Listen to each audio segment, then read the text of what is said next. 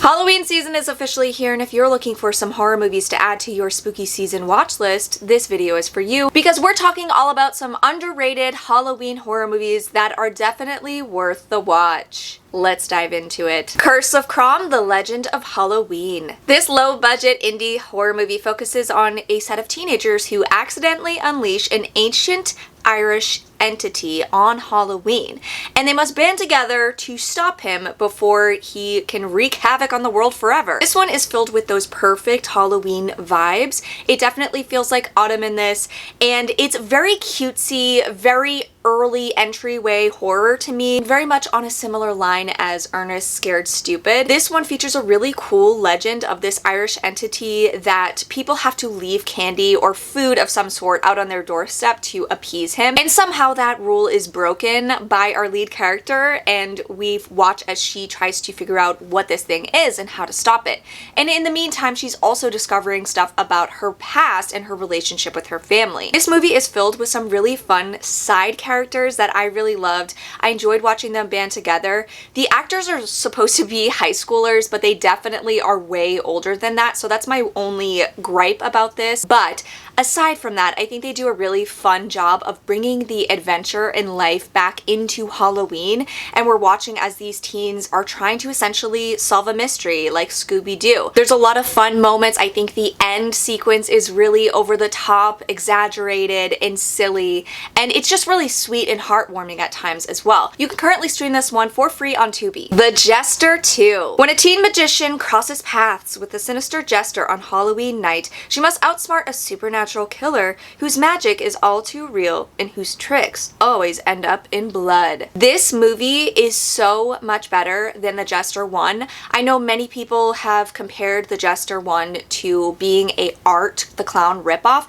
In this one, I feel like the Jester stands on its own. The Jester villain is a magician in this one, so he's doing really fun magic tricks that lead to deadly consequences. And some of the magic tricks are really uncomfortable and creepy. And I think he's also fun like Art. He doesn't speak, so there's a lot of similar movements. It's a very physical performance, and he's also able to convey a lot without saying much at all. The lead protagonist is what makes this movie stand out to me because she's just so incredibly likable and engaging. I interpreted her as someone who is neurodivergent. She doesn't really fit in with her peers, and she's struggling a lot. She's lonely, and there's just moments and conversations that she has in the beginning of the film where she's trying to figure out why people don't like her and why it's so hard for her to connect with others.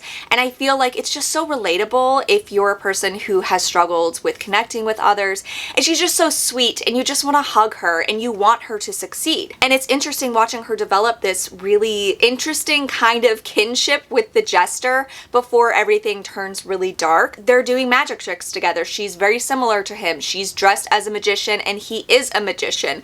So there's really fun sequences between them while they're doing magic, and he's kind of impressed by her. This movie brings more lore to the Jester, and it's really interesting and unique. I feel like there's some really cool set pieces throughout this movie, and they really amp up the Halloween autumnal vibes throughout this. Like, it feels like Halloween night. You're gonna love this one. I feel like the Jester has potential to become another new horror icon if they continue this in this direction. I just feel like this one, there's a lot of life, a lot of heart in this one, a lot of creativity, and I was just very impressed by everything. 1031. This is a Halloween horror anthology featuring 5 stories of tricks and treats that all happen on Halloween night. Some of the stories feature scarecrows, killer hags, tricksters, and more. Now, because this is a horror anthology, there are going to be stories that are stronger than the others. I think the first 3 stories of this movie are very solid.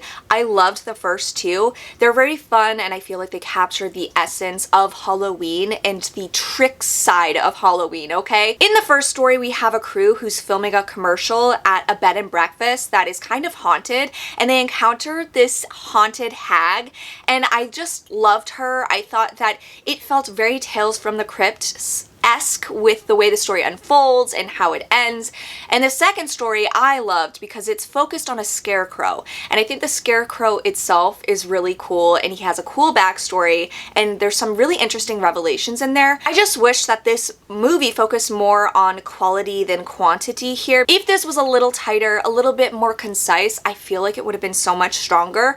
But I think there's a lot of creativity here. There's a lot of fun and magic within these stories. You can currently stream this one for free on Tubi. The Curse of Bridge Hollow. A Halloween-hating dad reluctantly teams up with his teenage daughter to help save their town after they accidentally unleash an evil entity that brings the Halloween decorations to life. This one is very wholesome, but it's also filled with those Halloween horror moments that you look for this time of the year. I think this is another great entry gateway horror to enjoy with the whole family. Marlon Wayans is playing the dad here, and he's fantastic. He's just so likable, and he's so funny, and he's very physical with his performance at times, and he really provides the comedic relief that you need in a film like this. And I love the relationship with his daughter, played by Priya Ferguson from Stranger Things. She's a character who loves Halloween, she loves spooky things, but her dad has kind of kept her from doing the things she likes. So on Halloween, they're kind of forced together, and they bond over this crazy situation, and they learn that there are things that they love about each other, and they really can connect on certain things. The idea of Halloween decorations coming to life on Halloween is just so fun, and I think they execute it very well here because over the course of the film, the decorations get bigger and the stakes get higher. We initially see haunted decorations like these witches that come to life and fly around. There are zombie decorations that come to life and start attacking Rob Riggle's character, which is really fun.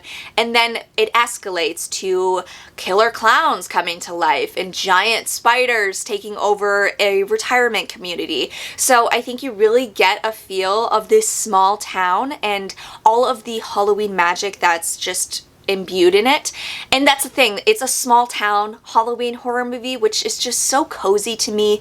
It feels whimsical, but it's also cheesy, it's silly, and they're having a blast with it. You can currently stream this one on Netflix. Night of the Reaper. In this movie, Dina arrives home from college and gets roped into babysitting the sheriff's kid on Halloween night, and simultaneously the sheriff is receiving strange and dark videotapes about murders that happened years prior in the town, leading him to believe that the serial killer is still on the loose and he might strike again. This is a babysitter Halloween slasher, okay? And we love those kinds of movies here. This one features an interesting story with some really fun twists that I wasn't expecting, so it adds a little something new to this subgenre. The movie is also set in the 80s, and I feel like they capture the 80s aesthetic pretty well. It's not like over the top bright pops of color. It's more grounded, where we're seeing homes that legitimately look like they are still trapped in the 80s. I think the story also has an interesting final girl, and it has one of the best opening sequences where you really immediately connect with that babysitter who's watching these children. The killer in this records their crimes, so the sheriff is watching the tapes, and it feels kind of a little bit found footagey, which is a genre I love. I think that the lead girl is also interesting to watch because she's just somebody that you can immediately root for. She does feel like that girl next door character, but things change over the course of the movie and you really see her come into her own and just become a total badass, in my opinion. You can currently stream this one on Shudder. Haunt season. A group of haunt workers are nearing the end of their Halloween season, but unfortunately a masked killer decides to kill them off one by one. I've mentioned this movie several times on my channel recently because I just loved it so much. This one feels like a love letter to haunts in general, because the movie itself is about the haunt workers. We're seeing their life as they lead up to their final week of haunt season. We're seeing the liveliness, the chaoticness of haunt season, and the many different personalities of the haunt workers who bring these haunts to life. We focus on a group of characters who are just so likable, so charismatic and engaging, and they feel so real and genuine, and you really want to get to know them. So you spend a lot of time getting to know them and and feeling for them. So when people start getting killed off one by one, it's hard to watch because you don't want them to die. The haunt itself is really cool because it is an actual working haunt.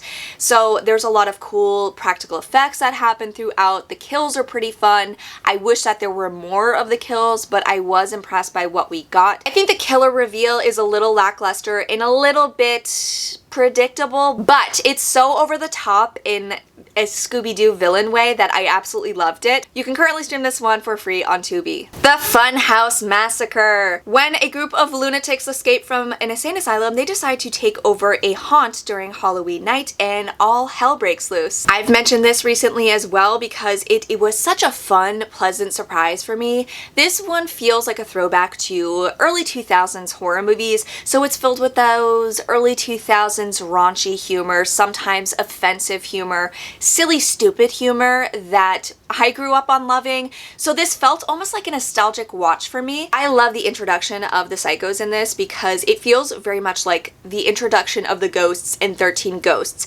Each person has their own unique story that you get. We have a taxidermist who taxidermies people. We have a crazy dentist, a wrestler who actually killed people in the ring, and we have this cult leader who is kind of running the show here. Watching them kind of invade this haunt was really cool because the haunt itself is also another actual real working haunt. So it's fun to see them navigate through it and infiltrate it because the people going through the haunt think that it's a part of the show when actuality people are actually getting killed. I think that this movie also has a strong group of characters who are on the good side, who are navigating and going through this haunt and realizing what they're seeing is real. And there are a lot of lighthearted, humorous moments throughout this, but there also are a lot of gruesome, violent, over-the-top moments of gore that definitely, again, feels early 2000s. You can currently stream this one on Tubi. Neverknock. In a small town, kids are warned never to knock on the door of 59 Oakwood Lane for fear of what may answer. But on Halloween night, a group of kids decide to knock and they discover exactly what is waiting behind that door, and it's not good, okay? This is a sci-fi original channel horror movie, okay? And you have to keep that in mind when you go into this movie because that will set your expectations, okay? It will bring them to mid-level and then you'll be able to enjoy it more because this is a made-for-TV movie, but I think it's so much damn fun. This one has a really fun group of characters that aren't exactly likable, but you still want to watch them navigate through this situation and see how they're gonna get out alive or get killed in the process. So either way, it's a win-win in my opinion. There's also really fun autumnal vibes in this. It feels like a small town, which again, I love those small town vibes, especially during Halloween season. The monster or the creature in this, it is really cool because it has an ability to make you see your worst fear. So whenever he is preying on a new kid or a new person, they're seeing something different. So that allows for a lot of creativity throughout. We have someone who's afraid of bugs, another person's afraid of blood. So you can imagine those fears are really amplified throughout this and things get insane. It gets a little ham-fisted towards the end, but overall, the journey was really fun. You can currently stream this one on Tubi. And there you have it. Those are some underrated Halloween horror movies that you should definitely add to your spooky season watch list this year. I've also done other underrated Halloween horror movie lists before, which I will link for you down below. It's just such a fun time. There are so many Halloween movies that we all go to every year, like the Halloweens of the world, like the really popular ones, but there's so many underrated, lesser known, lower budget ones that I think are worth giving a chance. So I hope you do after this video. Let me know if there are any more low budget, underrated, Halloween centered horror movies that you would recommend. And thank you so much for watching, guys. I hope you're having an amazing spooky season. Happy Halloween!